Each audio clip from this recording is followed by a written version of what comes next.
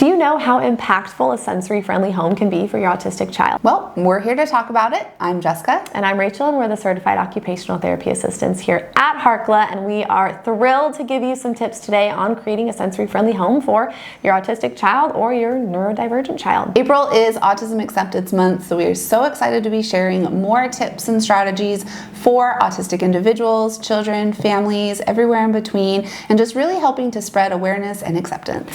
Now, before we jump into these tips, just know that because autism is so unique for everyone, these tips might not work for everyone. So feel free to adapt and change and modify and use these as needed. And, don't hesitate to reach out if you have any more specific questions that we can address. The first tip on creating a sensory-friendly home for your autistic child, or you if you are an autistic adult, is to look at the lighting in your home. Many homes have bright overhead fluorescent lights, and research actually shows that it's not super great for our brains and our sensory systems. So what you want to start doing is incorporating lower lights, maybe some red lights, especially in the evening. Try some dimmers. Maybe instead of turning on the overhead fluorescent lights, you just have lamps with lower watt bulbs around the house and you use those.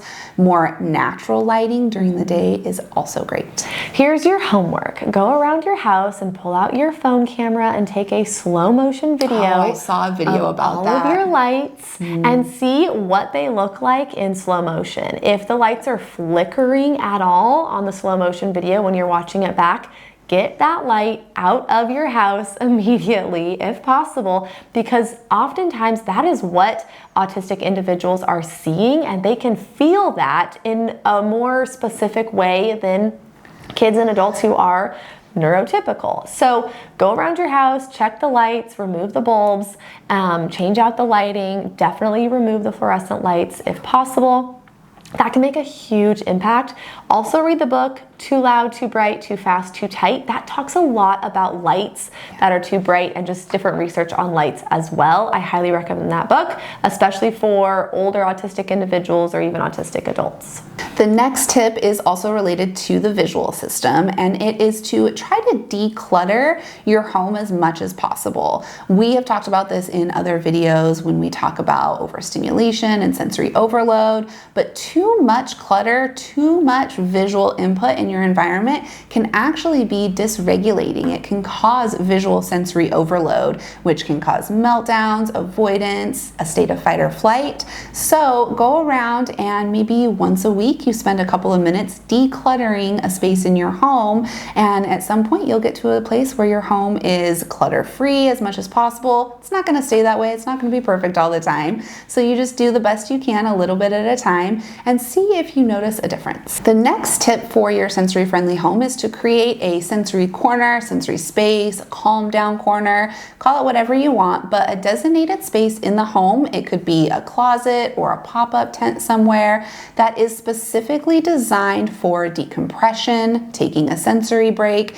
getting away from the hustle and bustle of life.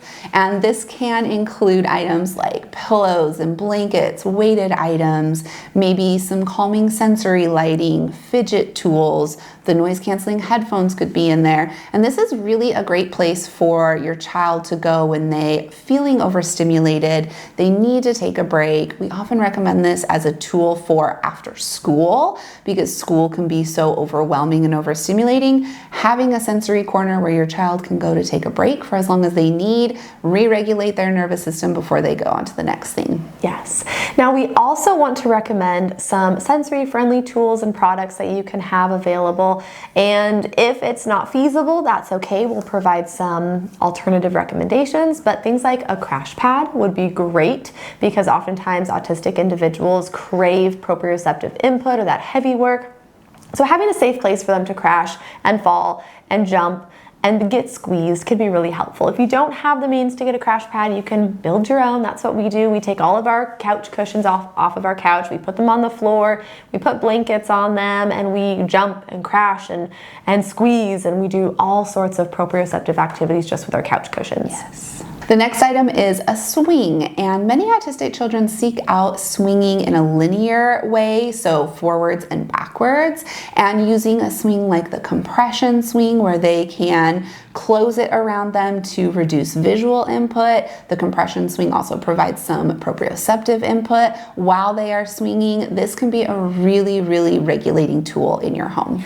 Yep, and things like a trampoline, mini trampoline, or a large trampoline, or even things like tunnels for them to crawl through, pop-up tunnels, lycra tunnels, any type of way that they can crawl through something, change the visual scene, get some proprioceptive input, organize the nervous system through crawling or jumping. Yes. If you have the space for it, having a room designated for all of these sensory items, the sensory equipment, and their sensory corner would be amazing. We know that that's not feasible for everyone, but it could be something to look into, or maybe even turning your child's bedroom into a sensory room with, they have their bed, but they also have their swing and their crash pad and their pop-up tent for their sensory corner would be great.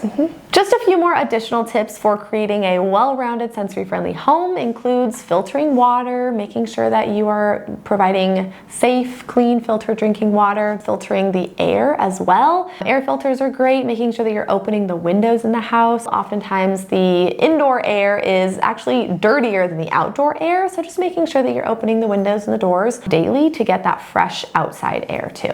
We also want to make sure that we are doing our best to remove food dyes from our child's diet, from medications as well, being very aware of their food and their toothpaste and toothbrushes. Like literally everything has food dye in it. We want to make sure that we're removing food dye as much as possible. Another thing that you can have in your home for your child are different seating options. So chances are you try to get your child to sit down for a meal at least once or twice a day, and maybe you just have regular chairs or benches, and what you can do is change up those seating options. Allow your child to stand at the meal table, have a therapy yoga ball that they can sit on and bounce while they're at the table, or any other adaptive seating items that your child could benefit from. Sometimes that extra movement while they're sitting can help them focus and attend and engage in whatever's going on a little bit easier. Yep. Another sensory modality is vibration. We love using vibration with our autistic clients. So things like a Z-vibe, which is oral motor vibration. Same with the bite and vibrate. It's a teether that you bite and it vibrates and they get that proprioceptive feedback. We also love vibrating pillows and vibrating plates that they can stand on and get full body vibration. So that can be really alerting. It can be really calming, improve body awareness.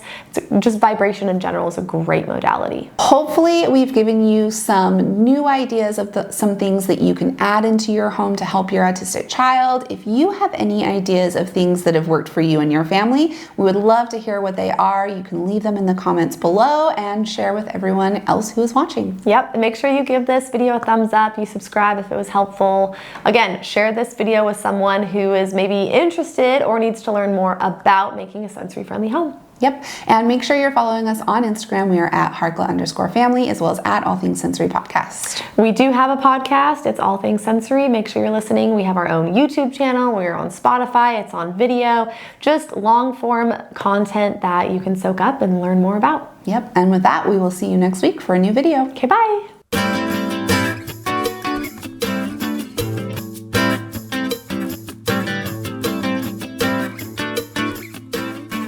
What am I supposed to say next? Why can't I say the 5 senses? I think why can't I do it? It's fine.